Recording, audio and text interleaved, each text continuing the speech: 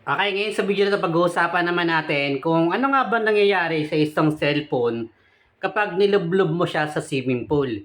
So madami na nga mga case ngayon na kung saan yung mga cellphone nila, nilulublob nila sa swimming pool at ang sabi nga nila, waterproof nga daw. Sila nagsabi nun. Actually, hindi naman talaga yan waterproof, water resistant lang. At discuss na nga natin sa isa sa mga naging video natin. Ngayon, ano nga ba yung nangyayari sa cellphone kapag iniloblob mo siya sa swimming pool? So, ang pinaka number one dyan, ito nga yung pinapasok ng tubig, yung pinaka charging pin. So, pinaka normal nga po ito, lalo na sa mga lumalabas na mga bagong unit na mga cellphone ngayon. At based nga sa kanila, meron silang ingress protection o kung saan yung tubig nga hindi agad masisira yung cellphone nila.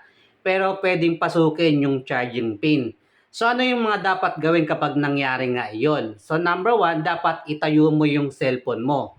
In case na pababa. Kumbaga patayo siya para bumaba nga yung tubig. So nangyayari naman ito kapag pinasok nga yung charging pin ng tubig para yung tubig na pumasok doon, tumulong nga po pababa. At bago nga po yan gamitin, sabi nga nila, patayuin muna yung cellphone at huwag saksak ng basa. At yung pangalawa nga dyan, na posibleng maging sira ng cellphone mo kapag nilublob mo siya sa swimming pool, ito nga yung maaring masira yung LCD. So madaming nga po tayong mga nakitang video na ganyan kung saan yung cellphone nila, inilublob daw nila sa may swimming pool. Ito nga yung nagkaroon sila ng swimming o nagkaroon ng birthday tapos sa swimming pool ginanap. At syempre, niyayabang nila na waterproof nga yung cellphone nila kaya naisipan nilang ilublob. Ngunit pagkahon nga nila, hindi na bumukas.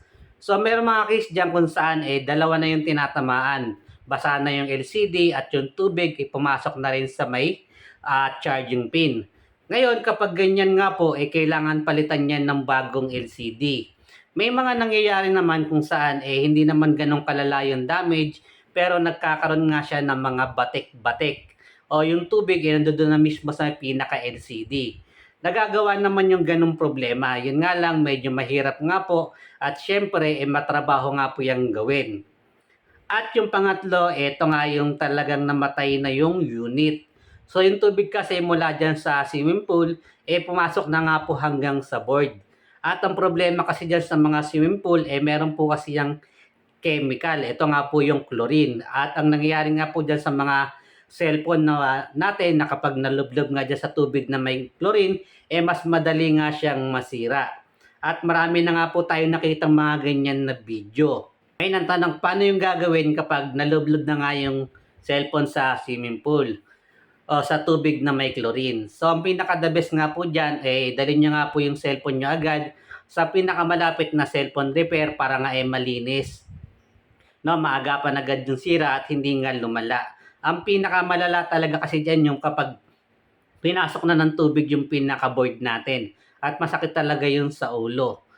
Ngayon, ang ginagawa kasing mali ng iba, ito nga yung syempre, pinapatuyo muna nila, no, hindi muna pinapagawa, tapos ibababad sa bigas, after mga isang araw, hindi pa rin mabubuhay, i-charge nila, tapos pagka-charge, saka na lang nila dadalhin ngayon sa may cellphone repair.